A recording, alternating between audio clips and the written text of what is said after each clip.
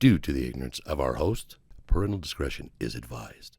This episode is brought to you by Rocky Mountain Trucking. An up-and-coming trucking company is ready with a flatbed trailer to haul your cargo anywhere in the country. That's right. With a license to travel anywhere in the lower 48, we can assure you there is no load too high or too low. Rocky Mountain Trucking will haul it all. Worry about your load being damaged? Rocky Mountain Trucking will cover it with its own insurance, so you can lean back and relax while your expected cargo is being shipped to you. Do you want Rocky Mountain Trucking to take care of your load so you don't have to? Just call 801-845-6871. That's 801-845-6871 and ask for Logan. Working 7 days a week, making sure your shipment gets to its destination safely. Rocky Mountain Trucking, 801-845-6871. Once again, that's 801-845-6871. And tell Logan you heard about him on the other side of the Beehive. We are also brought to you by Happiest CBD. Hey guys, listen. If you're looking for the number one place to go for premium CBD products that won't break the bank, I'm here to tell you that Happiest is the place. And they got something for everyone. Whether it's the roll-on for your joints or you need to get the day started right and also get those 8 hours of sleep, Happiest has got you covered. Also, they are THC free. Listen, you guys know me. I'm a construction worker, just as a construction worker. The last thing we need is to have a dirty piss test. Well, not with Happiest. Happiest is work safe and they are proud of it. Locally owned, locally sourced, Happiest CBD. And now, for the listeners of the other side of the Beehive, you get 10% off with promo code Beehive. That's right, 10% off with the promo code Beehive when you go to Happiest MED, that's happiestmed.com to get your CBD fixings. Everyone here at the podcast, I can't stress this enough, everyone here at the podcast uses these products, and we back them up. Go to happiestmed.com, that's happiestmed.com, and type the promo code Beehive for 10% off your order. Holla at your boys. Hey. We all stop. Yeah. So everybody, welcome to the party today. Fantastic. Hey, Johnathan King. What's up? Is it King your last name? King, is this yeah. really your name? Yeah, Trujillo King. That's a badass name. Thank you. You know who Robert Trujillo is? Yeah. You know who Danny is? Danny Trujillo? Yeah. Or Danny Trejo? Oh, Danny yeah. Trujillo. I got my cousins. Get out already. 30 seconds and you already Danny fucked Trejo. up. Oh, man. Who's Robert Trujillo? Robert Trujillo? Oh, I have two uncles named Robert Trujillo and He's Sam the bass Trujillo. player for Metallica. Oh, yes, Yeah. yes. No, I've been asked. I didn't know either. One of my uncles. Yeah. No, I've been asked that a couple times actually. Yeah? When they're Metallica, they're just going like, "Are you related?" And they're just kind of like, "Probably." Yeah, because there's only one Trujillo. and Yeah. all. Yeah, there's only- Yes, there's just only one lead with kind. yes. Yes. He- Oh I god. think he's half Mexican too. I've been told that like 2 or 3 times this week of just saying if anybody asks you, it's the artist thing where they say like, "Can you do this?" Yes, I can. Yes, I can.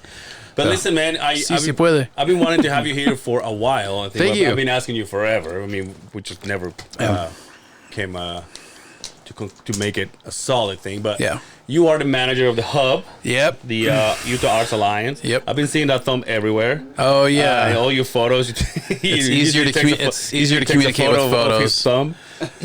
So for fixing something, then it's always easy just to kind of go like, "We fixed it," but then like you take a picture like, "Hey, see, it's done."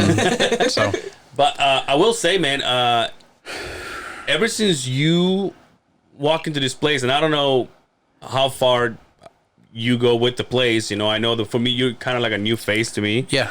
But ever since you came here, like a lot of things have been happening. Like building has been painted. There's fences put up. There's the automatic gate over there that's working. Now we got lights, and now everything in here looks amazing. And it's like you've been breaking your back doing all this. Yeah.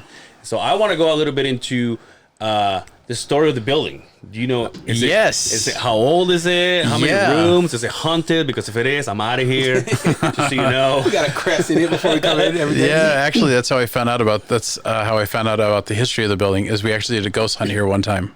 Oh, did you really? Yeah, I had to make up a bunch of stuff. Hey, shut this off. Let's get out of here. We don't have to worry about it. The ghost will take care of it. So no, this is actually pretty cool.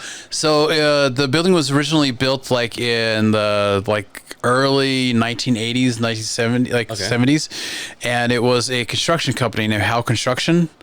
And so it's kind of like the diamond rental. They rented like large equipment, and this was kind of like their receiving office. Okay. So the place that we call the Cube that's over there where the art garden is, that was like the repair shop, and then all the parking lot was where they parked all their big cranes so people could see it as they were driving by. Yeah. And so, that makes sense. And then where the welding shop is and the wood shop, that was where Old Man Howell he was a train fanatic. Okay. There's something in people where all of a sudden like, I've made $3 million. I have cars. I need trains. Yeah. Toy trains.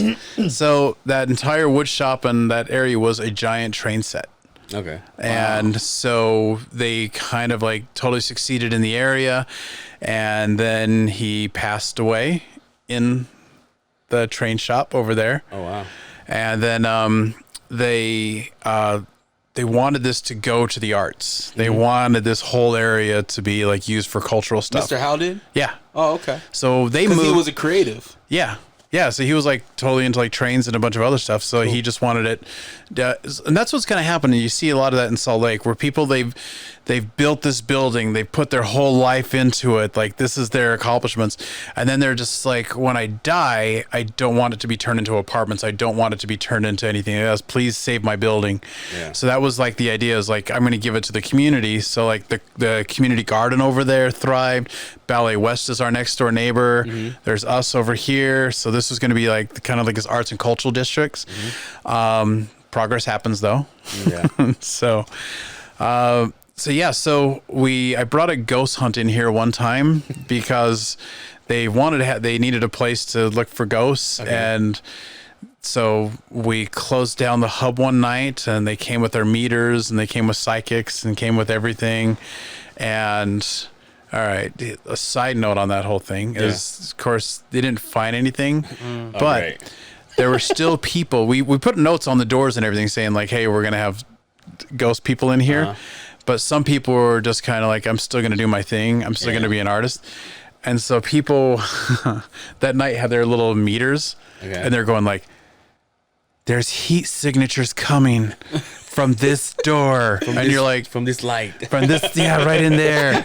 And you just know like, oh, yeah, someone's in there. Yeah. Someone's in there. But rather Todd's doing his work in there. But rather than say anything, kind of like that's the big thing with like ghost tours and stuff like that. So rather than like stop, you just kind of let people's imaginations go wild. And so they're going like, "There's definitely a ghost in here." Yeah. And every once in a while, just for fun, if there's a psychic or two, you go like, "Is it the Italian lady who died? There was a murder here." What's the noise that you hear on the roof? Oh, that's just the building being old. That's just the building falling apart. Oh yeah. Oh, and there's like that big movement thing like that. Yeah, just the thing shaking, and plus we got tracks next door. Yeah. Which passes by, and so how long have you been the building manager? 6 months. Yeah. So were you involved with the hub before? No, I just the way I got involved in the Utah Arts Alliance is I came to an event and I was just like, we could do something different. And I come from the event world. I come from, originally I was a medical social worker. And then I came from Las Vegas to Utah and I was like, oh my gosh, we got to change mental health in Utah. And like, but what I found out is I didn't learn this lesson. Once you mess with someone's paycheck, that's when all hell breaks loose. So all of a sudden I was and the worst thing to do is ask somebody in like upper government of just going like, wait, what is your job? And then it's like, I'm important. I filed the paperwork that those people can't file. And you're like, there's a computer for that. And they're like, this guy punched my dog. HR. So anyway, long story short, it finally took like 10 years I've been here for 10 years in Utah. From Vegas.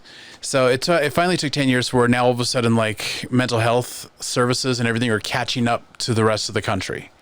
Not the rest of the country, but just a lot of the other places that like the mental health is very streamlined, and you can get help and you can seek out services. Because still right now in Utah is like if you're going through a mental health crisis, unless you have Medicaid or like really good insurance, it's going to give you 3 visits. You're kind of up the creek because it's like it's almost kind of like, oh, I know, how much money do you have? And you're like, I don't have any money. Cool. All right. Go to the library. There's a self-help book. You know, here you go. So I got involved in the Utah Arts Alliance, and so I started to just kind of help out with events. Just kind of like, oh, hey, I'll help out when I have time. Here's a sound system. Here's how you do this. Here's some performers. Here's how you do these contracts. Here's how you do this.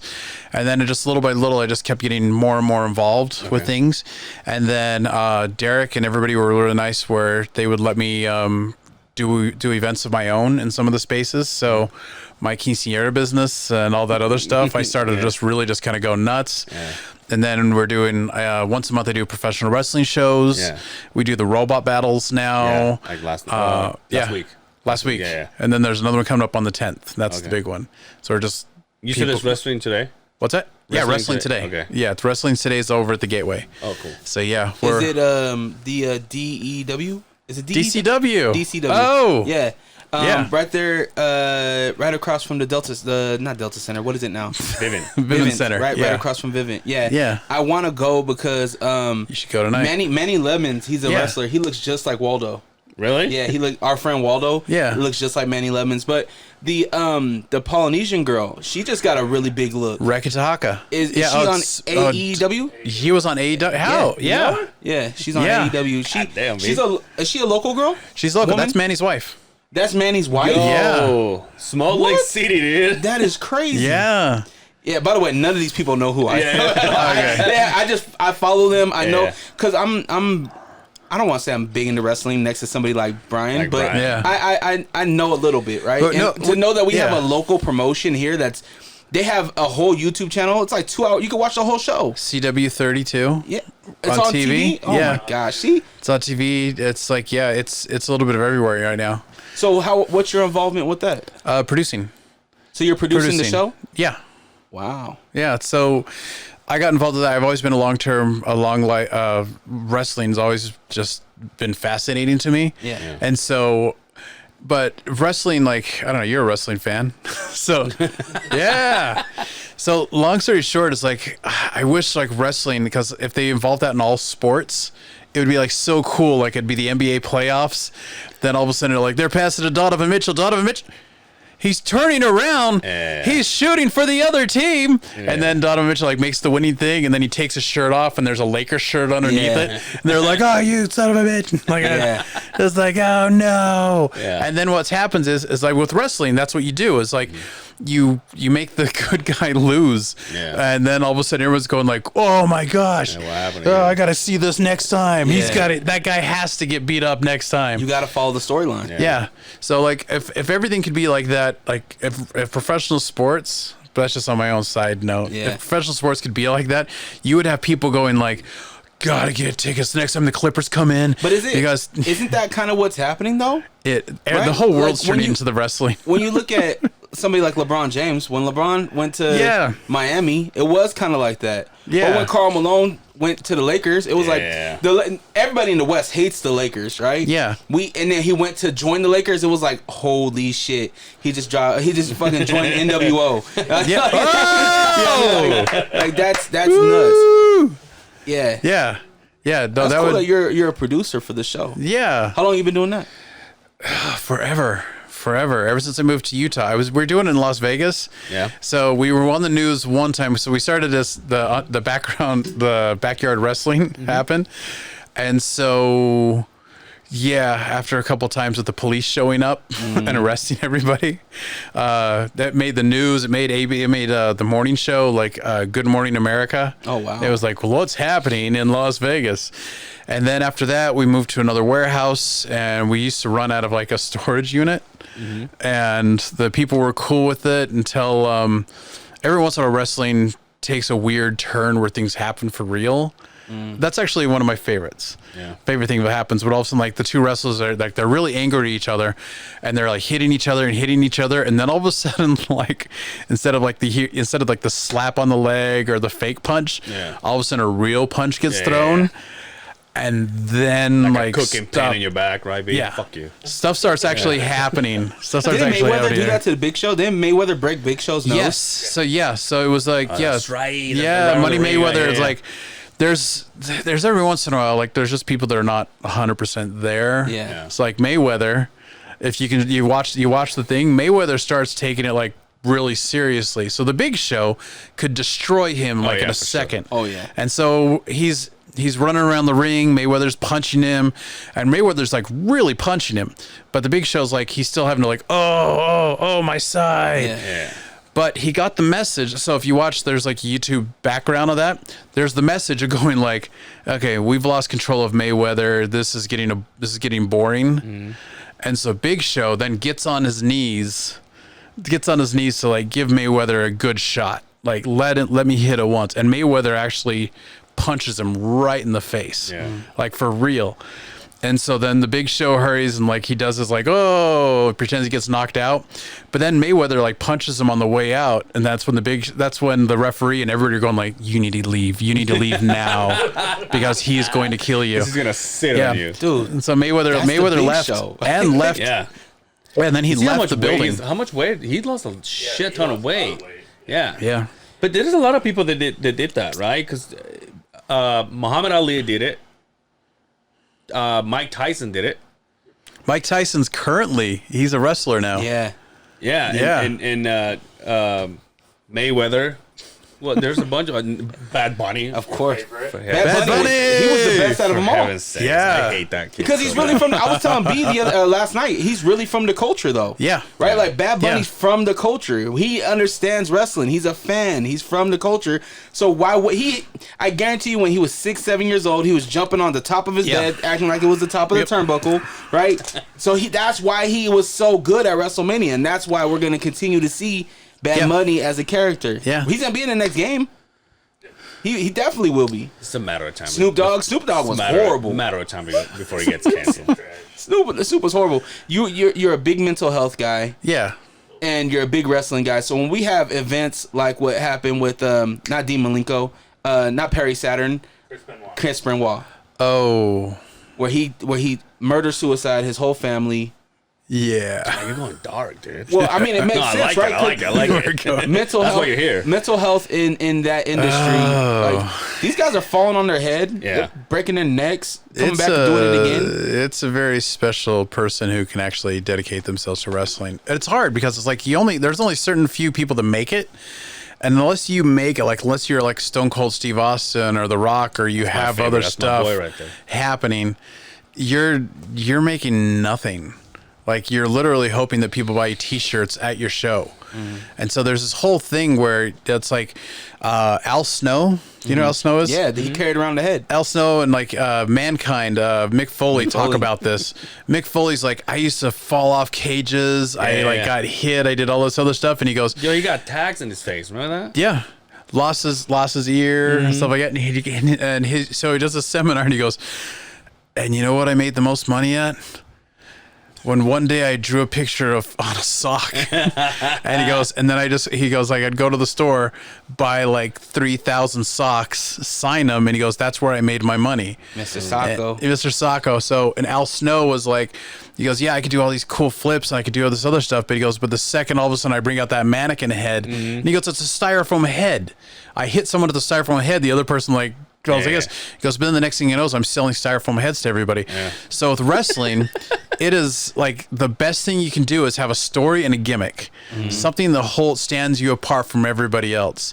Because like you could be the most talented thing. I don't know. That's on a side note. That's why I look at like AEW and all these other organizations, like insanely good talent. Like the talent's amazing, but the people who are going to carry the show are the people who come in. They don't wrestle that much, but they're like, oh my gosh, I got in a car accident and it was Phil. Phil was the one who hit me and is like, I hit you on purpose. Yeah. And they don't even wrestle that show. But yet people are going like, I got it. Because the one thing they remember, they're not going to remember like the person that did like the triple flip. They're going to remember like, oh, God, I got to see what happened. I don't know. I think Jeff Hardy was that guy where he's jumping off the damn SmackDown fist. And he's like, 4 stories in the air. Shane O'Mac. Yeah. Like these guys. That's what I was going to say. I'm surprised about what he can do. Like he was showing me pictures of him falling off the top of the cage. Yeah. Like, I was like, how old is he? 50?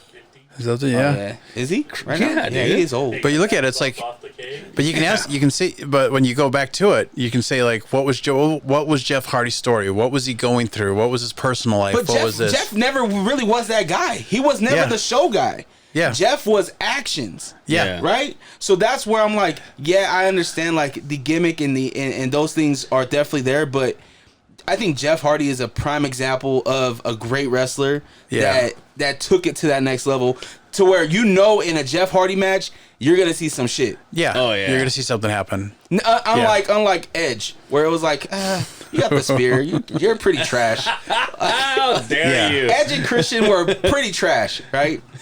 This is cool. This has turned into a wrestling podcast. Well, therefore, I've been telling Brian to do a wrestling podcast forever. Yeah. We should we bring people in their gimmick and character, or just like in their outfit. I mean, you guys are always welcome to come to the show. Like, I want to take my son.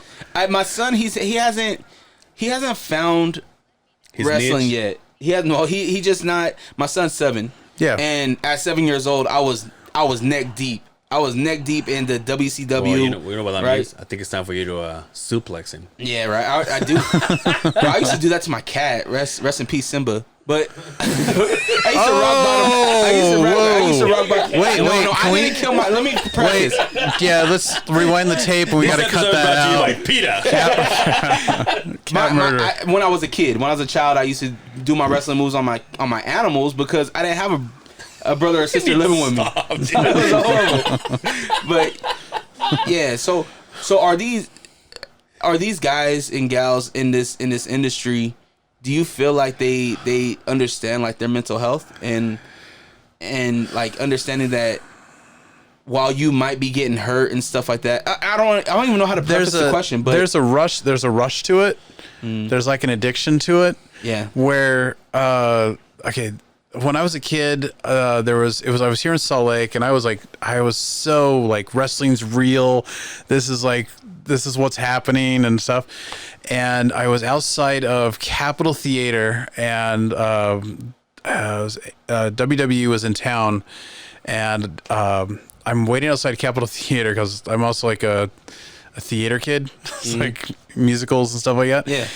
And so I was waiting for tickets outside Capitol Theater, and all of a sudden, like, behind me, I hear this, "Hey, kid, do you know where there's an ATM?" No fucking way. Macho Man. No so way. Macho Man was right there. And all of a sudden, he's going to lunch with the Big Boss Man. Oh, my God. On TV... Yeah, there's the ghost. Yeah. On TV, that Italian lady. They were literally, the Big Boss Man's going like, if I find you in the airport, if I find you anywhere, I'm going to kill you, and I'm going to take your family, and I'm going to do this, like this. And Macho Man's going like, I'll see you. If I even run into you in the arena, I'll beat you up. And so I am all of a sudden like, here they are going to lunch, and and my eyes just like really big, and I was like, oh no. Oh, you're the Macho Man, and they know they've been had. Yeah, they know that. Oh shoot, it's a wrestling kid. Yeah, and so that. They should have. They totally should have. They should have kept my dream alive. But yeah, then they're like, never mind, and they walk off. And I looked at my dad, and I was going like, what the? Oh, this is crazy. He was gonna steal his family and stuff, and he just goes, well, son. Okay, let me tell you something about wrestling. And he told me it was my Santa Claus story. That was I learned Don't about tell Brian. Okay. He'll cry. So yeah, I honestly learned about wrestling before I learned about Santa. It's like, well, Santa's still real. Yeah, Santa's real, but wrestling's not. These guys have to work with each other and they have to do that. That changed the whole thing. But finally what happened was like you know, and I always thought it'd be cool to be involved in wrestling somehow. And so then when we started like the backyard wrestling in Las Vegas, and I started to move up here, and then even in Utah, I decided like, hey, I'm going to take a couple bumps. I want to see if I could be wrestling. And after the first couple bumps, I'm like, I'm good. Right. I'm totally good with this. And then they're like, you should be a ref. And I tried refereeing, but like refereeing is like, as a fan, I wanted to see the action. Yeah. And so when they're doing like the holds and everything, and because they're tired or they're doing something else, I was kind of going like, hustle it up. Here it is, Johnathan. Like, let's do this. Bullshit. Let's go. Like, come on, do this. And so then I kind of like got asked politely of like, hey, can you not be a referee? Yeah. And so so then you have to follow the storyline too, though, as a ref, don't you? Yeah. You have to. Yeah. Okay, it's time to wrap this shit up. But it's not always like because there's stories that go along with it. But there's things like, hey, they choreograph a lot of stuff out, but then at the end there's like supposed to be this thing. They're like, hey, this is how we know when the finish is going to be. But every once in a while things go wrong, or the finish is wrong. Yeah. Or somebody is like, they pin them, and that person's not listening to the count. And as a referee, you either have to make that decision of like, are we calling this match, or are we this person actually losing, or what's going on? So it's still very unpredictable. Yeah. And that's always the rough part. When I always thought about this too. Like, how do they know? I wonder if the ref actually keeps them in track when it comes to the time. So because the refs have, like, especially in the WWE, the refs got their ear piece. But I wonder if they're telling them like if it's gonna be a 15-minute round or match, they're gonna you're a 13, and then so you have a producer that's like trying to keep track. You get like a certain time frame that you're wrestling and stuff like that.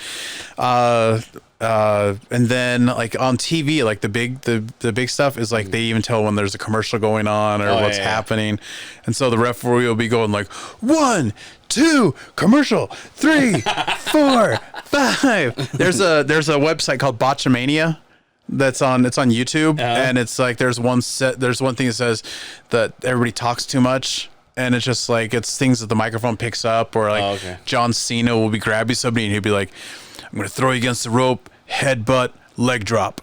And then they'll throw and do all that stuff. They'll talk. And so you can pick it up sometimes. But no, wrestling's awesome. Great stories. The people are so devoted to it. Yeah. And, but you have to make a decision to make who your character is. You can just be a regular local wrestler, but you have to figure out what your niche is and how you're going to make it to the big time. Yeah. So there's the whole. There's a guy here locally, and I know you know him, but he reminds me of Shawn Michaels. Oh. Is he like this? No. maybe that's a bad comparison. Okay. But it's I forget his name. It's Tombstone, maybe? Tombstone Jesus? Is that who it is? He has chest hair. Yeah. And he has a cowboy hat. Tombstone Jesus. Yeah, he reminds me of Shawn Michaels. I don't know why. Yeah, it's the chest. So he's a heavy metal man. Is he? He's a heavy metal man. So like, and it's weird because like, isn't that the Heartbreak Kid? Yeah, he's Tombstone Jesus. It's like he has. I'm sexy. Remember this song, dude? That's so badass. So he had this. He had his nickname was like Tombstone, and then one time he was playing a concert somewhere for a biker bar. And he just goes, hey, this is Tombstone. And like there was some drunk person there which is going like, thank you, Jesus. Like that. And then they started to call him so the nickname Tombstone Jesus happened. Hold on. You gotta let that rest. You gotta let that breathe. Yeah. Jesus. So the whole bar started calling him Jesus because he looks like Jesus. So it was like weird seeing Jesus as a heavy metal man. Yeah. And so then he just combined the two names, and then that name is what gives him his status. So, and the crazy part about it is like he has a little cult that's with him. And so sometimes if he'll just come in and say, hey brother, I'm gonna bring my fans. And you're like, totally cool. And he'll sell it out by himself with his fans. Wow. But his fans are only there to see him. They're not to see the other stuff. So now that we started to do like TV tapings and all this other stuff, it gets a little bit more difficult because like his fans, they'll just go like, all right, we got these 3 people wrestling. And they're like, let's go smoke. And like the arena just clears. And so you're just wrestling for like 10 fans. And then all of a sudden, like, someone has to go outside. Tombstone's wrestling. Cool. And then they come in and scream. Yeah. And so, but even if Tombstone's like supposed to lose or something like that, the fans don't want to see that. And so it's hard. It's hard to do the show, but if it's in the middle of nowhere, like Nephi, Utah wants to put on a wrestling show, Tombstone's the one you want to get. Because his people will drive all the way from St. George, from Park City, and everything. So yeah, there's another guy, and I don't think he's a local guy, but he has kind of like a gothic aura to him, and he like sits, he crosses his legs, and he sits in the ring. Aleister Black. Is that who it is? Yeah. He has the long black hair. Yeah. Yep. He got fired, but he's getting rehired. Okay. Yeah. My bad. No, he's but cool. no, I thought he was dope. I thought that his wrestling was dope. Who are some local wrestlers that we should definitely know? Martin Casaus. He's Marty the Fly. He's wrestled in Lucha Underground. He's currently right now in Atlanta, so he's probably going to make it big time. He was going to be the next big thing. He was in the WWF Tough Enough TV show. Oh, damn. And everybody kept on joking that he kind of looks like Donnie Osmond. Oh, okay. And so, but then he broke his leg. Damn. Broke his leg, and that kind of stopped the whole thing like that. Right now, there's one guy. His name is Glade. He's absolutely just huge guy. He used to be Thanatos the Ringmaster. And I mean, he's just this monster of a guy that can like pick up and throw people. There's a guy named Echo who he's like Mortal Kombat come to life. Oh shit! And he does this one where he actually runs up and like kicks a bunch of times and then comes back down. Kick? Yeah. Holy shit! Yeah. That'd be dope. So I want to see that. It's cool. And the two ones that are like really taking off right now, we have two Mormon missionaries. I've seen those guys. Yeah. The Brother Smiths. Yeah. The Brother Smiths. Did they come out with the Bible? With the book of Mormon? They do this whole thing. You're like, shame. The crowd gets into it too. The crowd loves it. The crowd loves it. Yeah, and then we just have then a lot of local people like before the pandemic. I mean, it was just getting bigger and bigger and bigger and bigger. We had a guy named Marlon Bishop who used to play for the Los Angeles Rams, and that was always fun because like he would every once in a while in wrestling, people put you in your place. So like you're wrestling somebody and all of a sudden the other person gets a big head like because they're winning or something like this. And so like Marlon's just this monster of a guy. And so like the guy would be like, hitting him, and like if he started to hit him too hard, like Marlon would just want to like bam, just like nail him off. Like no, guy just like falls like a sack of potatoes, and they're just kind of like kind of like take it easy. Yeah, you need to chill. Take it easy. But yeah, no, he was really good. And but then the pandemic hit, so we had to move everything from like we're getting like 300-400 people out like at the heyday, and so this was going to be like our next step was going to have to be the complex, or was going to have to be the Salt Palace, or was going to have to be somewhere else. The pandemic hit, so then we had to move to TV tapings because we still had a TV contract. So it was like very close set, but it allowed people to like really tell more stories with everything. So now we're kind of coming out of the pandemic, so now we got audiences of 100 because that's all that we can legally do right now because we have to have half capacity. But we're really hoping that like here in the next couple of months we can kind of pick back up and like really do some big shows. So our next probably big show will probably be like St. George or somewhere. Cool. Just because Corona is done in St. George. Yeah. I was up in we're doing a festival up in Evanston, Wyoming for another thing for like an event stuff. And I went up there and I was at Walmart, and it was like it was me and the Walmart employees like wearing our masks. And that was it. But the rest of Evanston is like done. Nobody's wearing masks. So the employees were going like, "Thank you. You're not from here, are you?" And I was like, "No, I'm not." But hey, listen. Yeah. I know these guys are excited about wrestling. Yeah. I need to know if I want to have a studio next year. Oh, so let me get back a little bit on this. Okay. This is what's important to me. As far as we know, and we knew this from probably a year, probably starting when we first got here. We knew that the building wasn't like a time matter when it comes to the government what's going to happen. Wants to get rid of it. Yeah. So last time I talked to you, and I don't know if you want to get into detail, but I hope so.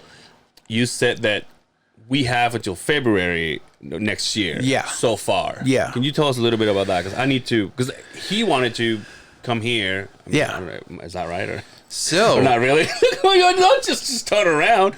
But then he's like, but we don't know what's going to happen with the building. Okay, so here's what I want personally. Is so we got a place that's just right. If we could jump the freeway, Yeah. it's called the Art Castle, and that's our biggest new project that we have.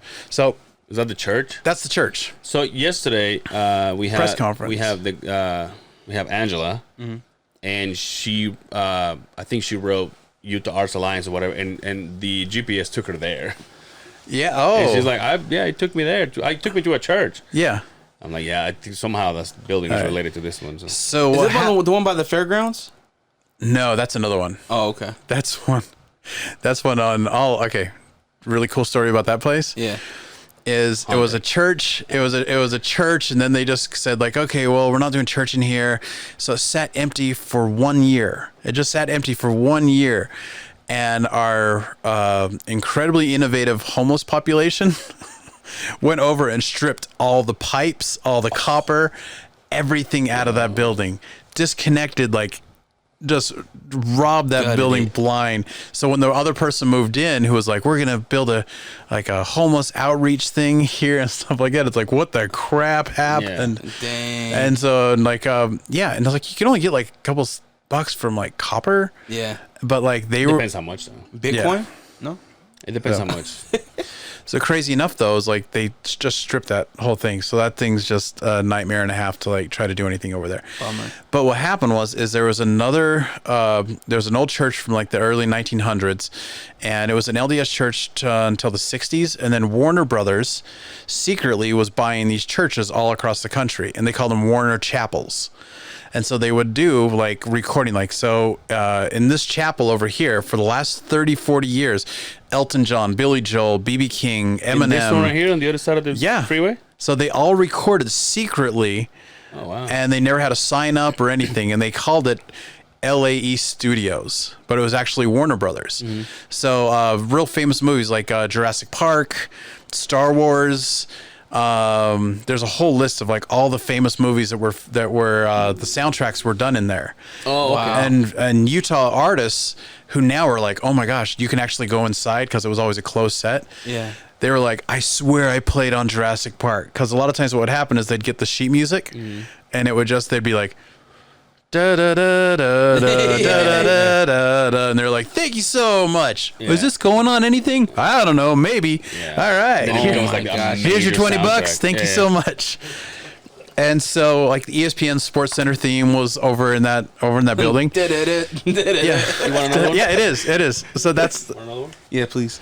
yeah, so that was like their big thing. It was like da da da da da da. That was Yeah. actually done in that building. Wow. So what happened is it was a secret recording studio. They had a lot of famous people that went in there, and then the Utah earthquake and coronavirus hit, and so that's when Warner Brothers was kind of like, we can't really do a lot because we're worried about all this stuff. Yeah. And so they tapped out and they left, but the recording studios are all there. Everything is still built for sound. You can still plug into the walls and record bands and stuff. And we have a lot of now that they know that like local people can do stuff. A lot of our local celebrities are now like, oh my gosh, I want to record in there. Yeah. So in order to for the building, we have this whole idea of like making an art and community center and all this other stuff, but to keep zoning and to keep everything the way it is, we have to have recordings. Yeah. So this kind of fits in perfectly. Mm-hmm. So all we'd really have to do is just kind of like say, hey, we got a podcast that's moving in, or we have one of the studios there. It's the one where Elton John and everybody else is like recorded in. That one that one we're preserving for history, because that's just it looks like if Dr. Evil was a recording scientist. Oh shit. So it has like this booth where he sits down and like looks upon like the thing I got. Lava rock, wood paneling, sound baffling. You can clap in there and it's like really good acoustics. Wow. So that one Is that one open to the public? Yeah, it's going to be. so people can actually see this place. And So that's like one of the choices that we have as a being in this building. We can just go there. Yeah. that's awesome. Yeah. Isn't that what I think? Is Post doing some stuff over there? Ooh. I just seen him. Yeah. I seen him over there record. I seen him recording Post, some stuff. You know stuff. Yeah, I know a little bit. Yeah. I know a tiny Post bit. Malone. By the way, you Yeah. 92 DJ. What's that? He- Oh, okay. Post loves Utah. Yeah, Yeah. man. It's so crazy, and it's like I love my friends that have like Smith sightings. You got Post. He goes to the grocery store, Yeah. Yeah. and Yeah, like my brother-in-law took a photo with him at Best Buy. Leave Yeah. Post Malone alone. He is a local. yeah, If you're not gonna take a picture with any of us, don't take a picture with Post Malone. He's a local. That message is not brought to you by the other side of the Do you think he has a Utah ID? I bet he does. I He's bet a he local. does. If he has a Utah ID, he's a local. Leave him alone. Super nice We'll do what guy, we want. like Yeah, man. super chill. I mean, it's like it's a little bit of everywhere where I'm going right now. Like even like there's some people just going like, yeah, there's this weird guy with like face tattoos, and everyone's taking pictures of him. I don't know, Yeah. but he's really nice. And I was like, yeah, is his name Post Malone? Yeah, that's right, Carl Malone. Carl Malone. Yeah, that's his name. You're like, no, it's Post. Carl Post. Carl. When So- is the construction starting on this road? On this road, January. Okay. We think. So everybody else has been kind of given like their like get out. Yeah, like yeah. this is happening. But for us it's been kind of like, hey, you guys are doing great. We the support building- you. Is this building empty? Obviously, all the rooms are closed, so I don't get to see anybody. I know. Oh, really? I know the. Oh. No, I'm asking. Yeah. I know the radio station's still here, and us, and I know there's a band at the end of the hall. Oh, this whole place is filled. Okay. Yeah, there's we got YouTubers, craft people, couple crazy artists. I saw Like, this yeah. room. Open. Yeah. A So print shop. We got a tear print this shop. wall and We have Morgane, who's over here, who she has like she specializes in like old timey printers Okay. to like print off really cool like photographs Photos, yeah. and stuff. And now her machines are definitely haunted. So maker spaces, 3D printers. We got that right now. We got the dog trainers, which are downstairs. Yeah. Another band that's downstairs. Yeah. Tech room. Up here, we have a couple like really big producers that do like really giant shows, like stadium shows. Salmafogo. Yeah. So what's the deal with those? What's the deal with? Because that's. I mean, obviously we're here to make art, but that's like the one that affected us. Like Oh, the man, Samba they're playing Fogo. music. Yeah, the music, and we love them. I mean, but it's, Yeah. we always try to. Oh, you guys are on this day. But it's We'll do like it that. next day. Yeah, Salmafogo, they've kind of taken a break now because of the virus. Yeah. So they're not back. Capoeira, we moved over to Charlie Square because it's just like there's a lot more space. But so this you is can leave. temporary, or this is for good? Temporary. Okay. Oh, temporary. Sooner or later they'll come back, but we'll see kind of how that goes. What's at Charlie Square? So we got Utah Arts Alliance is growing like leaps and bounds. During the pandemic, there was this weird Tony Robbins thing where Tony Robbins, right before everything got shut down, and it was kind of like people knew things were getting shut down. Tony Robbins came on his podcast and he goes, "Hey, I don't know what's going to happen, but here's what happened during the housing crisis." And so he brought all these people who were there for the housing crisis, and they were all going like, "Just keep going, just like embrace the they're like embrace the housing crisis. You're all gonna lose your jobs. Everyone's gonna everything's gonna go bad, but keep your head above water and keep producing, even if you're producing for nobody."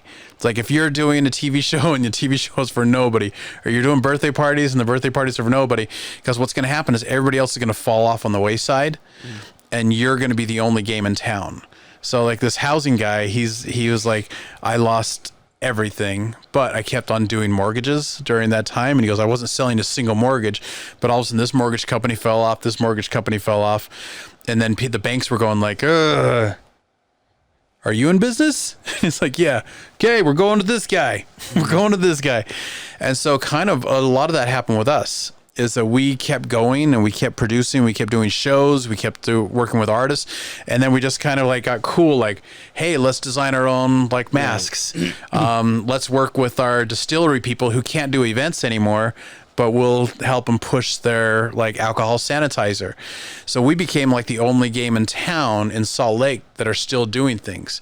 And so then when people are starting to come back, it's kind of like, yeah, hey, Utah Arts Alliance, can you help us with this? Like, how did you guys do it? And we're like, we got masks and we made our own. And But at this point, are you? Hold on, real quick. Yeah. But so Charlie Square. Okay, so sorry, Charlie Square. So Charlie Square, there was a reception center that was there, and then they couldn't do receptions, and weddings and everything got prohibited. Yeah. So then they had some empty space. And the people that run Trolley Square are all, it's really weird. There's this whole underground like theater group and performers. And because of the pandemic, we all got real jobs. Yeah. And so it's kind of like you go into like leasing agencies, or you go into government offices, and you're like, we need you're a ballet dancer, aren't you? She's like, yeah, I had to get this job in the meantime. And you're like, hey, we want to open up an art center. Heck yeah, let's do this. And like help you with all the forms. So like people in all forms of government, the pandemic was good because then it got all the artists who normally make their money at events and stuff, all of a sudden now got put into positions of power because they didn't have any other money. And like some of these other people who worked in like the government offices are like, I'm not going in because there's a pandemic. Yeah. And so they walked off, they walk off the job. But meanwhile, you have this belly dancer who's all of a sudden going like, I'll take the job. I have no income. And then that's when you go into your permits and you have an insider. So Trolley Square said like, hey, we got this event center that nobody's doing anything with. You guys want to do something with it? And we're like, heck yeah, we'll do a theater. And then we're like, okay, how do we do theater during COVID time? So we made it a hybrid theater. So we got streaming cameras and everything all in there. And so now you can do your show with a limited audience of like 20 to 30 people, but then you can also broadcast it to everybody. Wow. And our last couple shows, we're having more people watch online than are actually coming to the shows. So we're making more money off the online stream than we are in real life. That's incredible. So it is going to be But something that's a temporary thing though, right? Oh, so we're going to keep going. We're going to keep going because it's something that now people have gotten used to. Because remember when we first started with the Zoom and everything, people were like, what the heck is Zoom? And oh my gosh. And then everybody tried to become a TV producer and like different virtual backgrounds and all that. So now that's just become part of who they are. So now it's kind of like we get asked, we're like, hey, we have a show coming up. And they're like, well, is it online? And you're like, yeah, it's totally online for $5. And they're like, fantastic. Yeah. The reach there's so much more of a reach too. Yeah. Because now it's not just a Salt Lake City thing. Yeah. It's a Wyoming thing. It's an Oregon thing. Because they can now buy it online and watch it from everywhere. We did a magic show at the very beginning of the pandemic when we were all like, when the pandemic really crazily hit. And so that was the time where we're all like we definitely kept 6 feet away from each other and we didn't trust each other, and that we did a magic show just to do a magic show just so we didn't go crazy. And we put up a Venmo on the account and we put it up there and we're like 7 people tuned in, whatever, like we did it. It was a lot of fun. And then 2 weeks later, all of a sudden, all this stuff from Kuwait, like Kuwait money came in. And we're like, how the heck did that happen? Yeah. So somebody in Kuwait was like, there's a magic Utah magic show. Boom. And like watched the video and saw that Venmo and they're just like, I'm sending money in. That's incredible. So and it's the gift that keeps giving. Yeah. So just FYI, if you ever do anything, put your Venmo on everything because just random people. And so maybe, So at this point in time, are you still promoting the building as in, come down and have a residency here or whatever, knowing that it's just a matter of time where we're not going to know. The cool part about kind of that right now is the fact that like we know that there's a time frame. We know that there's a time frame. So now it's time to like, wait a minute, so this building is going to be destroyed, right? And they're like, yep. So if we paint the crap out of this, we don't have to worry about kind of like, well, those colors do not match the neighborhood. Yeah. So like, and we can just go nuts. And so if you notice all that paint that we have on the back, that is literally as soon as it hits 65 degrees on a regular basis, this building is just going to be muraled every inch of it. And so we're going to make this thing look amazing. And then like even downstairs, we've been doing some stuff. Yeah, I saw so that. it's like just going nuts, like being artistic. And the cool part about it is like there's even some cement staining that I want to give a shot. And if I mess it up, it doesn't matter. Yeah. But if I get it right, then the next time, you know, I'm doing some art project, I can go like, oh my gosh, I know how to do this. So in some ways it's pretty exciting that that's going to happen. And then the other part about it is like, darn it, that broke. Well, it's broken. Yeah. it's broken. So pretty much you ain't replacing shit. Oh no, we're still gonna make everything look great. Okay. Yeah. Cosmetically, Yeah. we're gonna make everything look great. It's gonna be comfort, but there's little things that like that window got a crack in it. Hey, let's paint the window. Yeah. Or there's a piano that was downstairs. Like literally, it's just like people were like, "Hey, you need if you ever wanted to like tear apart a piano or like make an art project out of a piano, we don't have to repair it. We don't have to tune it. Come down and take whatever you want." So there's a lot of positives that are happening from it, but it's also kind of scary because I remember when I first started here, I think there was 3 podcasters that were downstairs in that big room, and they were going to build it into a recording studio, I think, and there was one of the rooms that are on the right as you go in the hallway. They were just throwing instruments and stuff, and the guy was like, we don't know what to do with this. It's all gonna go into the garbage because we're cleaning it. And I ended up with 3 snares for like drum snares. Nice. He's like, "You want those?" I'm like, "I'm a nice. drummer." I'm like, "Yeah." And he's like, "There's cymbals there, but I'm very picky with what I have." So I'm like, "No, I'll just take it." I walk out with like 3 snares. Yeah. They're like, "Yeah, dude, the rest of it's going to the garbage." That's one of the other cool parts about this place. Yeah. is that, Well, when we first got here, we were told if you see furniture that's not being used, just go ahead and take it. Obviously, let us know, but go ahead and take it and just use it as yours. So we had that big table here for the longest time. We had it for like a year. Which table? The Illuminati table? I don't know. I took it out and I put it here. And last time I saw it was downstairs. The big glass Yeah, table. with the glass. Oh, yeah. I gave that away. Remember that? Yep. Yeah. But is there people that want to come in still? Or? Yeah. Oh, my gosh. There's a waiting list of about 50 people. Really? But now it's like I have to let them know, like, hey, the building's going away at this time. What do you want to do? So what we're trying to do is we're trying to find...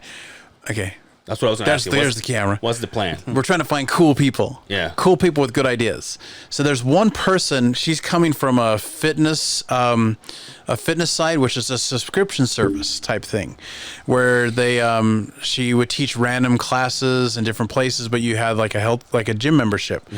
So like they want to try that for art.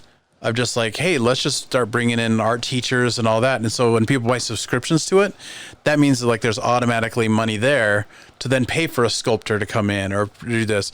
And so things like that, where normally that office downstairs would be about $1,000, is now going to just be kind of like an experimental thing, like a percentage or something. Where it's just like you have to just basically make the basic, because we're still paying for the space. Yeah. Like we're still paying like the city for the building. You know, even like when we're like, hey, it's getting torn down, can we get a discount? And they're like, yeah, no.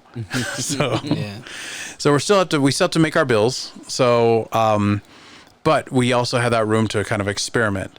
So during these next couple months, you're going to see some stuff happen in this building, which all of a sudden, like your next door neighbor over here might be a magician. Okay. Like for a while or something, where we're just kind of like trying to foster the arts, trying to see like what works.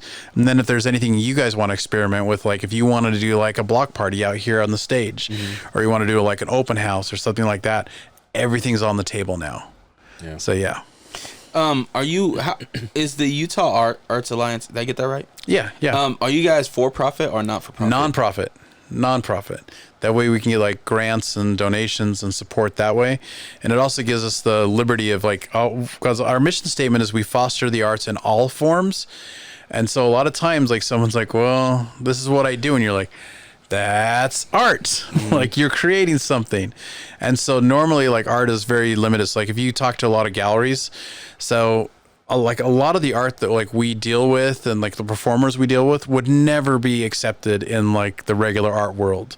It's the art world's, it's not cohesive as much as we'd want it to be. Yeah. And so there's some galleries where it's like, is there a horse in the art? You're like, no, it's a Frankenstein. And they're like, yes, that doesn't have horses. It's not art. Yeah. Or it doesn't have a good frame. So this gives us the opportunity to like to really expand and try stuff. That's funny you say that because I was at an art gallery, Duvin Pintor. Yeah. And Charlie Square. Pierre, a friend of ours. Yep. That's a bunch of our stuff in there. And one of the artists, I think his name's Dallas. Yeah. He was in Park City, and he kind of gave the same kind of thing where it was like they wouldn't accept my art. They wouldn't accept it for whatever the reason was. But over here at Charlie Square at Duvin Pintor, yeah. yeah, they do accept me, and I got this piece in here, and I got that piece in here, and I got this piece in here, and he walked me around the whole gallery, and it was like, holy shit, like your shit is dope. Yeah. And I think art's subjective, right? It's very subjective because it is. What's dope to me might not be dope to you. Yeah. Yeah, it's like Bob Ross is not for everybody. Yeah. Banksy is not for everybody. So it all depends on like what your niche is and what you think you can sell. Yeah. The idea of Banksy is what I buy into. Is the idea of what he does or she does.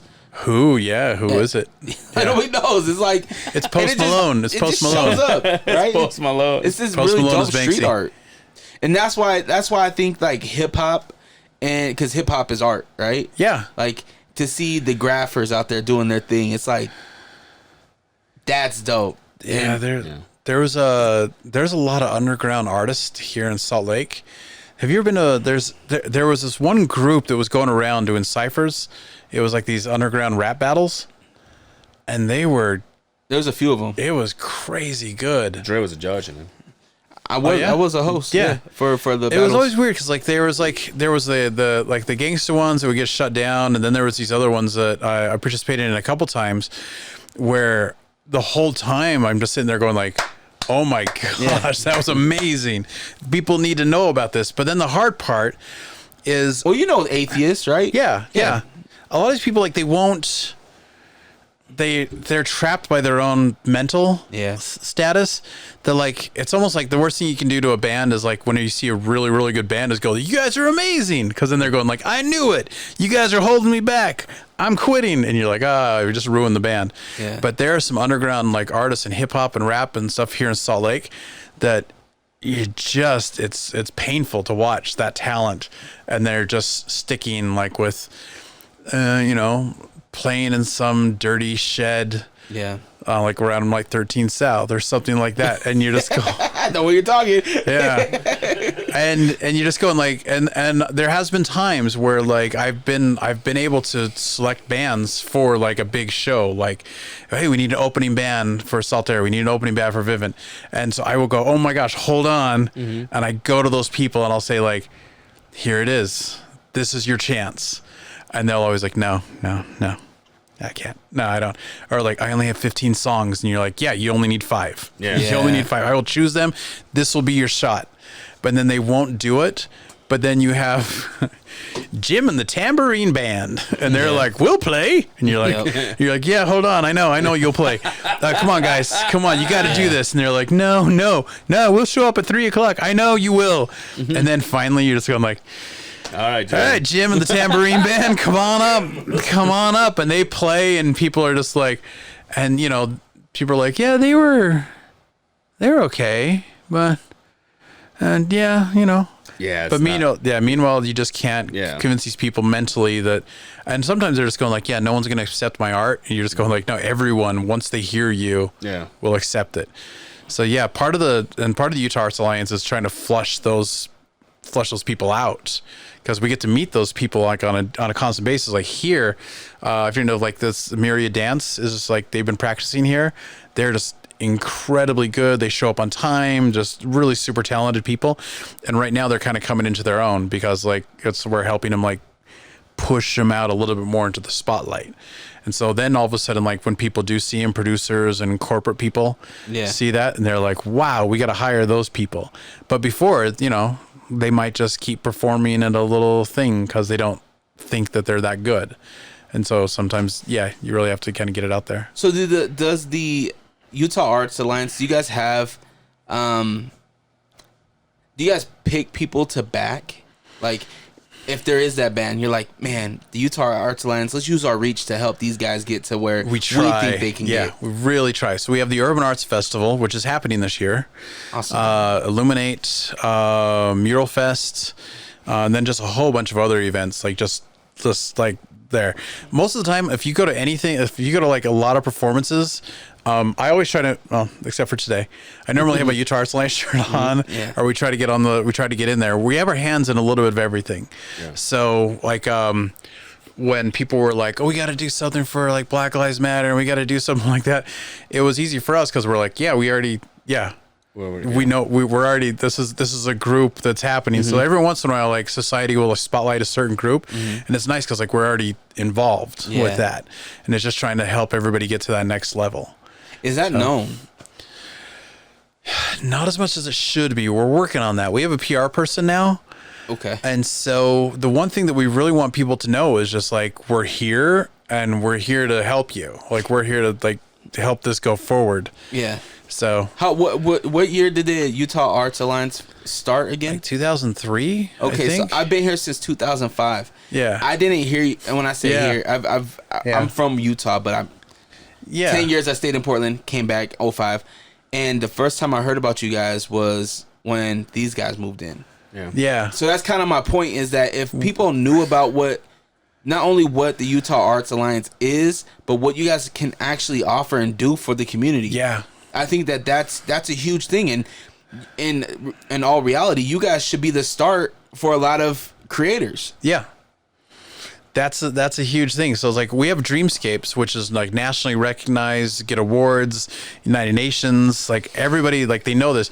But it's weird because like you'll talk about Dreamscapes, which is like one of our most successful programs, and people were like, "Oh, I love them. Who are you guys?" And we're like, "We're Utah Arts Alliance. We're the ones who built this and worked this." And they're like, "Yeah, I don't know you." Isn't you Dreamscapes? Isn't that where they do the wrestling? Oh no, that's the Gateway. It's at the same place. It's in But the isn't that the same room? No. Oh no, there was another one called Hall of Breakfast that was up there. That's what it was. Yeah, and those are our friends at Bigsley, and those guys are like coming back to life. That was rough. They were like internationally like doing color runs and Wow. just really involved in the art community. But speaking of building this, what's the what is the idea of building a new building? Is that still in So that's Hey, Joe just wants to know where he's gonna be. Yeah, I just yeah, want to know where I'm gonna do my sure. fucking studio, and you guys so are talking about when we wrestling. finally told people, because it was this whole thing of like, oh no, like Yeah. this is really happening. When we finally told people that like we need a new spot, the community like really reached out. It's like Taylorsville, Magna, Tooele, Camas. Everyone's got like, you need to move here. You need to like come here and do this. And we're still looking for like that. We're still looking for that perfect spot. But then all of a sudden we're like, okay, we found like 4 spots that totally work for us. All we have to do is basically tell everybody like, we're moving on Saturday and find your rooms. But then now the developers have heard about us. And in all honesty, we're like the ideal candidate because we're a solid group. We have great community ties. We do some great community things. We have a maker space. We have a artist space, and we're constantly growing, and we're stable. Financially. We're doing great. And so we're the perfect renter. We're the perfect tenant. So now developers who are going like, we want to build these apartments, but we also need art centers and we need this. Yeah. We fit in perfectly now.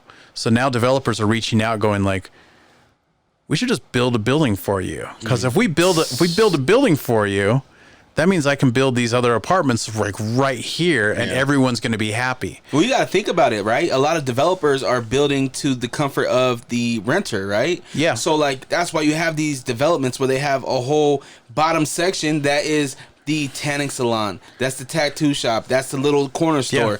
It's all on the bottom. The only thing that they're missing is creativity. That's the model that everybody does. So most everybody's like, I want to build apartments, and the city's like, and we're gonna have boutiques at the bottom level. And they're like, hey, that's what we're into. So the idea now is just like, oh my gosh, if we built an art center and then we build apartments and everything else around it, it's just going to be better. Because then all of a sudden, like all these people are going to go, oh my gosh, I can live in the art district. Yeah. I can leave my house, go downstairs and take a wine and painting class. Yep. Or I can, or even like this, the other side of the Beehive records next to me. Yep. Like I know where this is at. This place is alive. This place is moving. And so, anyway, that's one thing too. Just like with your fan reach, if we can get that word out there to like let people know that like we're looking for a home, and we have our backups, but we're looking for that ideal spot. We're just looking for that one sweet spot that we can just move in and just make the community grow. What's your thought on Spy Hop? Oh, Spy Hops are good friends of ours. Yeah, Spy Hop's awesome. Yeah, Spy Hop, they moved out of their one space and just built a building. Yep. Down the thing. That's where I was kind of getting at is they kind of felt this the way that you guys are right now. They were right? in a sense. Yeah. And their new building is fantastic. They have a patio with their events too. On the rooftop, you can see the skyline. Yeah, it's incredible, and it's right off the tracks line. It's perfect for kids because Spy Hop, for those of you that don't know, is to help the youth create. Yeah, video, art, everything. And it's perfect for kids because a kid can hop on the tracks, get off. The stop is right in front of the place. Go across the street, create, and then go back home. Yeah, it's really dope. And I think that's kind of what the Utah Arts Alliance can have. Obviously, that's our ideal situation. Yeah, I think that'd be incredible. Yeah. Do you have any idea where to build? The Granary District. The Granary District. So you know where like the pickle factory and Spy Hop neighborhood, that area right there. So right now the hot spots that are going to be happening is the Granary District, Rose Park. Watch out, because everyone's coming. The Fair Park, the Fair Park area. Like if you go down Redwood Road now, like by that area, you're watching all the apartments go up. So I mean, people are looking at that like this is the next place to go. They've already built out far enough out by kind of like by the Draper area and all this other stuff that people are going like, that's far. Yeah, that's far to drive. That's a whole other world out there. You were telling me all the choices that we have. You said Camas. I just went, ooh. Camas has a charter school up there that is just, it would literally be one of those like, all right, let's move. Let's move. Get a bunch of U-Hauls. But then you have to drive up there. But Camas is coming into its own right now. Camas has this like event center up there that like before the pandemic was getting like major names come into their event center. I think it's the same thing with Draper, right? Before Draper became a thing. Yeah. That's where I think Camas is heading. And I think it might be cheaper to be in Camas. Yeah. Currently right. How far away is Camas? It's right outside of Park City. Yeah, it's like 20 minutes, 30 minutes. Yeah. Not too bad. It's a whole world out there, but it's like, you know, you can live next door to Oprah and Will Smith and is your lease still up in September? Yeah, my lease is up in September where I'm at, my studio. So I'm looking for a home too. Yeah. And I would love to join the Utah Arts Alliance family. Just need something stable, right? Just need to know. Yeah. And then I think once we get there, it's a bigger thing with the Utah Arts Alliance. I think that even the creators that are here, I don't know everybody that's here, but there's a reason why I didn't know about. I'm very involved, and there's a reason why the word isn't out on what's going on here, and it needs to be out there. Yeah, because like I said, this is where a creative should start. It doesn't matter what you do. Everything that we do is art. I don't care if you just sit in front of the camera and talk. That's art. You know what I mean? There is a visual art part of it. This is audio art. Yeah. You know what I mean? Like, this is something that our community needs to know about, and I love it. I love every single piece of it. Because if people even knew, like if people knew, they're like, oh my gosh, you can get free paint, or oh my gosh, you can get free paper supplies. You can get this as long as like if you're a member and you can share all this stuff. And then like, hey, over here we have a radio station. Like if you need to push something out there, there's a radio station right here. Yeah. You want to do an internship? Everything's like right here as part of the family. But yeah, I had my employee interview like because I just barely became like Yeah. an employee here, which was so cool during the pandemic. Because I'm watching all my events and everything else, which is like where I make all my money. Yeah. To all of a sudden go like, oh shoot, this is horrible. And then all of a sudden it was like, hey, how about you just come on board? So instead of being like an independent contractor, I got to come on board with everything. But yeah, it's we just need, it's during my employee review, they said like, what is one thing that we can improve on? And it was literally just like, we just need to let people know who we are. And then we are out there and we are doing everything. And so like maybe we get like little Utah Arts Alliance stickers. Yeah. So the next time you go to the symphony, It sounded like You'll said see- Utards. yeah. You watch your mouth, It dude. sounded like he said Utards. It's Utah Alliance. If that's the case, we're all are. Yeah. So so even like if we just like put branding on things. Jonathan's like, God damn, we gotta change What that the name. crap, man? What the crap? Let's go back to your cat killing thing. Okay.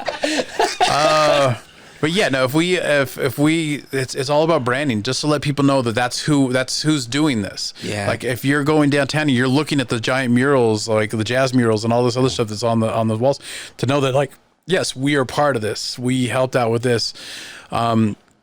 It's something where it just needs to happen so people know. Why don't you guys brand that more? You guys are here. This is your home. I actually thought about putting it on We're the, here at on the the Utah intro. Arts Alliance. Yeah. This is what they offer.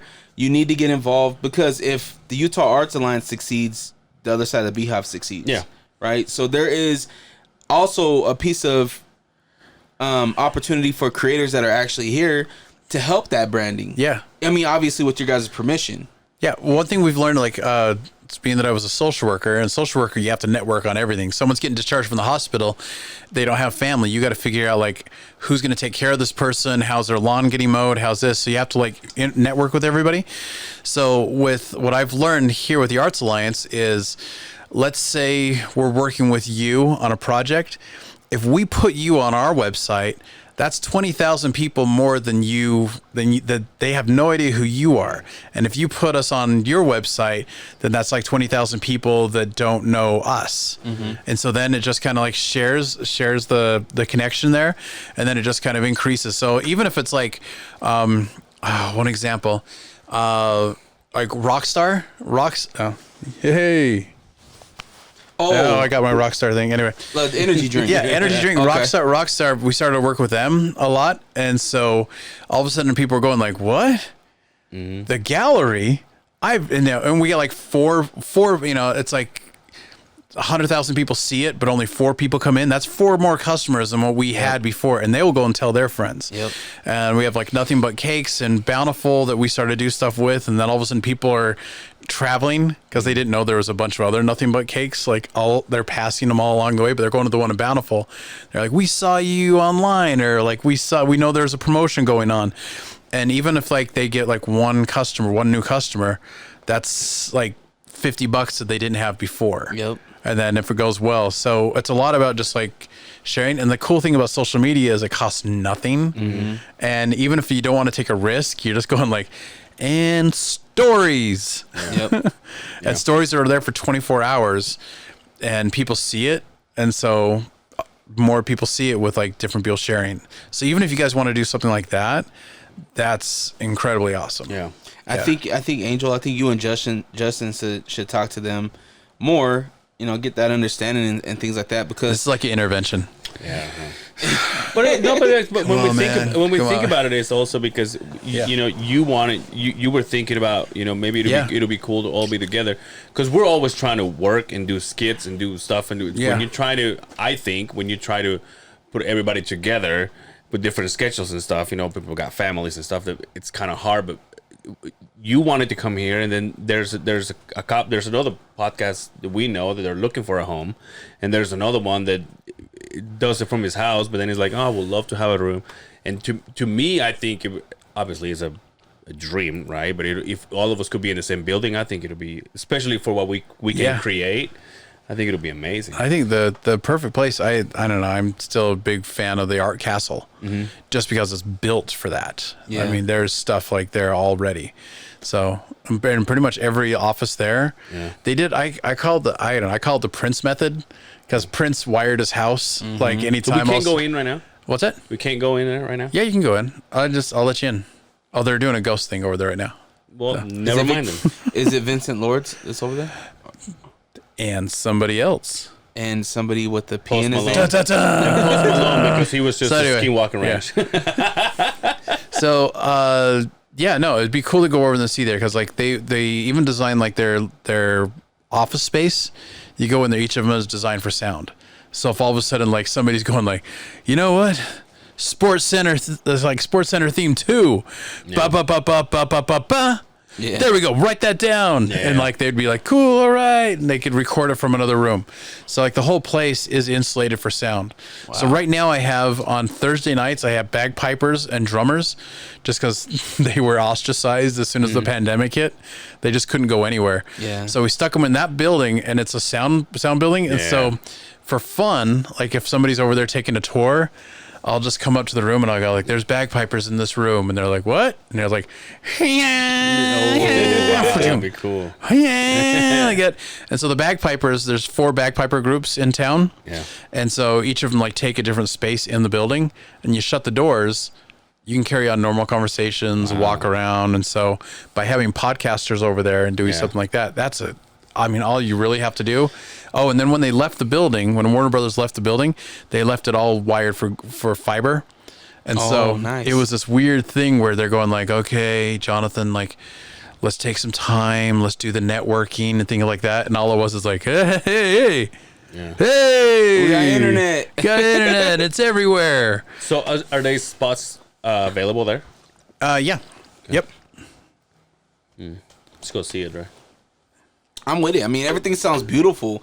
I think that you got, like, you hit it on the head. We already kind of beat a dead horse, but just really getting the word out there, and because you guys are already doing dope things, you know, and I think as a member of our community, I think everybody kind of feels the same way in the sense of we just want our community to do good. Yeah. Right. And you guys are a big part of that, and you guys are the leading front of that for creatives in our community, and young creators need to know that. Old creators need to know that. Yeah, it's like our Urban Arts Festival. We always like to go super old school, but we'll get like super old school of just like the people who invented stuff. Like one of our headliners was Grandmaster Flash. Nice. Came out, and so it was things like where it's like you're not going to go for like this like the big name one. You're going to go for somebody that is an artist. Somebody that's a part of the culture does believe Grandmaster Flash is a big one. Yeah. Well, like, we would freak out about if he walked into this room right now. I'd shit myself. You know what I mean? Yeah. Like that's exactly right. But Grandmaster Flash, like at the time, I mean, Grandmaster Flash is just like, oh my gosh, this guy's insanely good at everything he does, I guess. But he wasn't like headlining anywhere. And so when we got him, I mean, Galvin Plaza was just packed. Super nice guy, and it was fun because like he would he actually did some things like, hey, what should I throw in? And like you could literally just say, because he's such a good DJ, you could say like Katy Perry, totally cool. And he could throw it in and everyone would still go nuts. And like he just, that level of talent, that he just knew everything. And so like with Urban Arts Festival, we always try to go for like old school stuff, like people that created the culture. When does that come back? September, sometime in September. 21, I mean? 21. Nice. Yeah. Hopefully we're all cured and everything by that time. So but we're vaccinated. It is going to be outside, and so we're trying to figure out all that stuff. Have you guys ever thought about bringing the wrestling match right here at the turn right here? Not at the turn, but we did one time do a show over here in the Art Garden. How'd that go? It went really well. Food trucks and everybody just made a ton of money. It was a lot of fun, but we also did it in the July, which was really bad because like the mat was like super crazy hot. Yeah. And so, and you couldn't water it down because it would ruin the mat. The mat. So everybody was wrestling and like everybody's trying to stay on their feet the whole time, which made it kind of lame. Yeah. And they put it on their back like 1, 2, 3. Oh, that was so bad. But there is, they get up and all. We've done some big shows like for some of the cities, and like that's always like when it's outside, you're trying to do it under shade and trying to do things like this. But no matter how, it's the wrestling is this common denominator. No matter how classy people think they are or whatever like that, all of a sudden you hear somebody with a microphone going like, "Let me tell you something, brother. Have you come here?" And there's like, "Oh." And there's been a couple times where it's like wrestling fans, we're coming out a lot more where it's like it's cool to like wrestling again. Yeah. So but every once in a while you'll find out that there's like this person who you thought would never like wrestling in the world is like the biggest mark ever. Yep. And so that's always been fun, like going to like art festivals with wrestling, because like you'll have like some mother that's just going like, "Okay, kids, go play on that. All right, fantastic. Burn it down! Yeah. Burn it down!" But yeah, Have you watched Young Rock yet? Oh, that's so good. Yeah, I love it. Have you guys watched it? Oh No. I'm a huge Rock fan. Yeah. So day one, and as soon as I seen it, I was like, "Oh, we're watching this." The reason why I bring it up is because the whole premise of the show is he's on a campaign, right? To run for president. Yeah. Are we seeing a precursor? Do you think The Rock's gonna be president? A run? I hope so. Me too. I hope so. Like the whole It'll be so cool.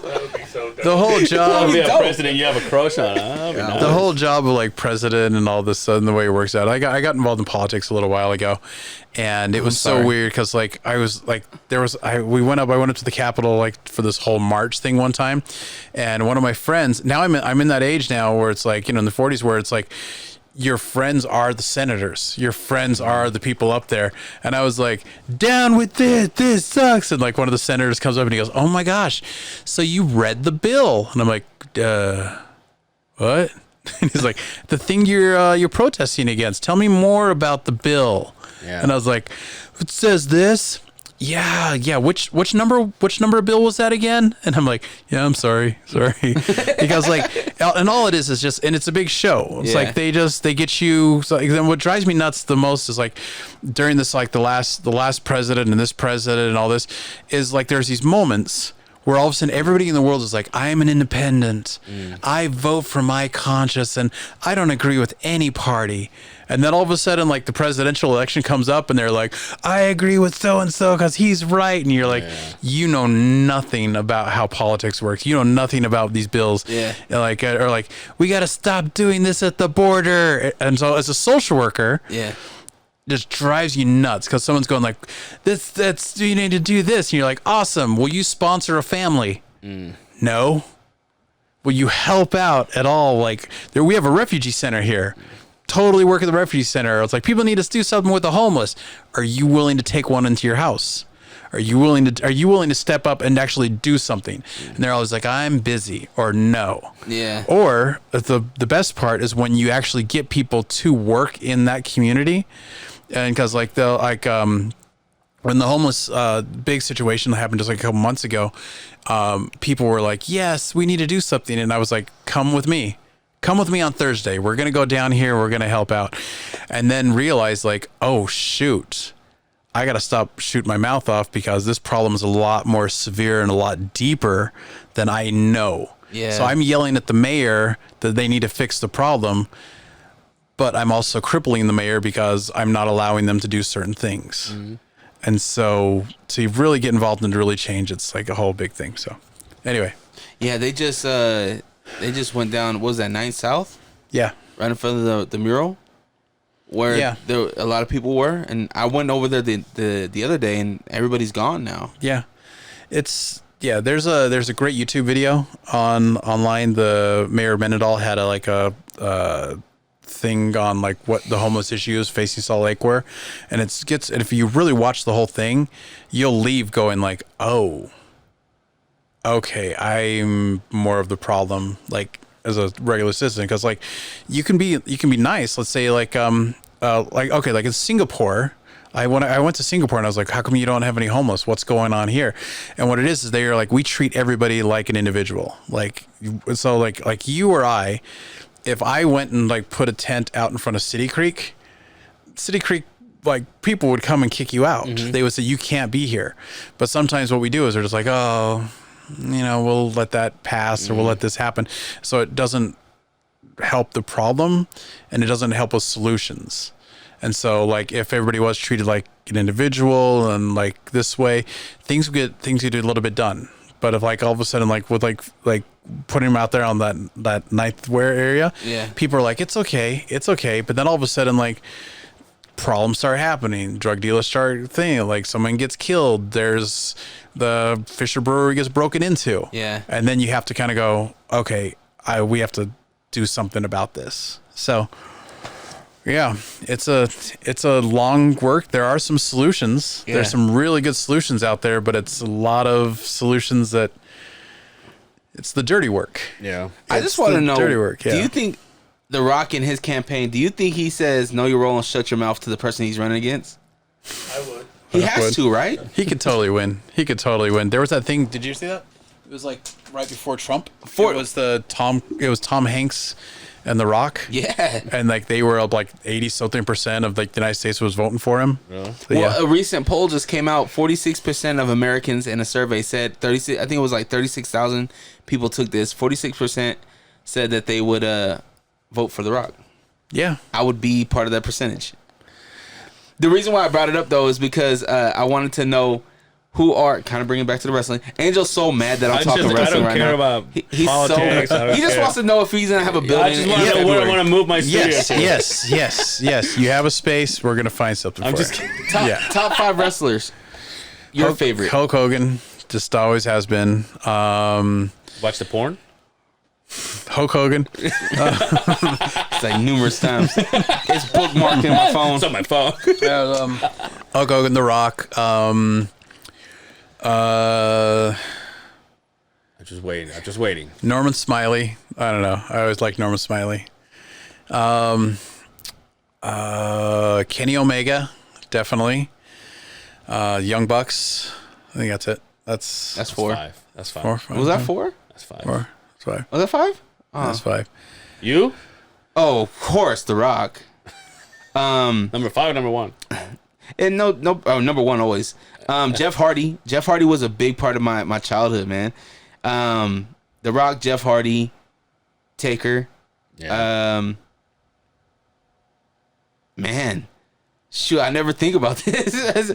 It's hard. I would put.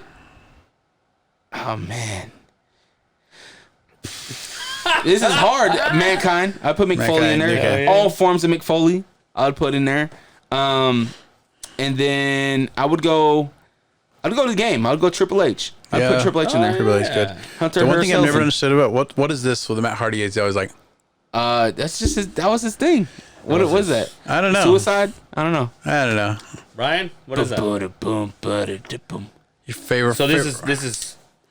He did this like I don't know. Matt Hardy was always trying to like reinvent No, Matt himself. Hardy. that was Matt. Matt Hardy was this. Yeah, that was. Oh yeah, that was that's weird. right. But I'll come over here talking about. You don't know nothing. Yeah, Jeff right? Hardy was always trying to do stuff and like he'd be like, Jeff is my all- creatures and all this other stuff, and it's just like it was always things like. So every once in a while, like very artistic though. Yeah. On a local level sometimes, because like we have people come to the wrestling shows, and the way you have to do a wrestling show is you have to tell the story right there and then. You have to have a reason for them to care about the character because they don't know you at all. So you have to tell the story of who you are, why they should care, why they should buy your shirt, and who you're fighting. So, but a lot of like local wrestlers or other people were like, "Oh, I'm fighting on someone on Twitter," and you're like, nobody cares. Like nobody knows this is happening. So I always think like Jeff Hardy was like in his head was like, "I got creatures and I'm gonna paint my face green and I'm gonna do all this stuff." And then he shows up and he's like, "Huh?"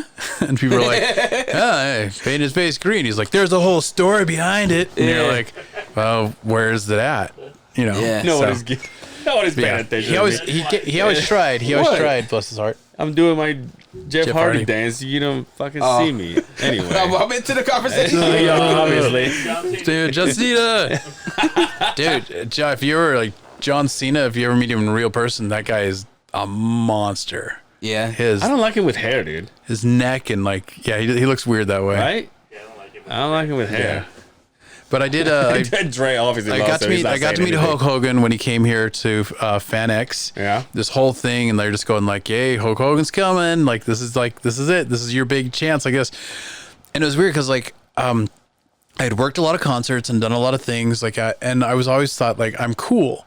The only thing I'm not cool around is I'm not cool around like wrestlers because like that's kind of who I grew up idolizing and thought were the coolest people ever. So I got introduced to Hulk Hogan and like I did not sleep that night just because I kept thinking like don't say the wrong thing. And and in my head I'm just going like I'm never gonna hang out with this person. We're not gonna become like say the best right friends. We're not gonna do this. He shakes and say, "What's up, brother?" God damn it. Yeah. I kept thinking like, yeah, I'd never like, hey there, I'd never kill you. I mean, hey, you know, How's Hulkamania? I don't think you're a racist prick. yeah.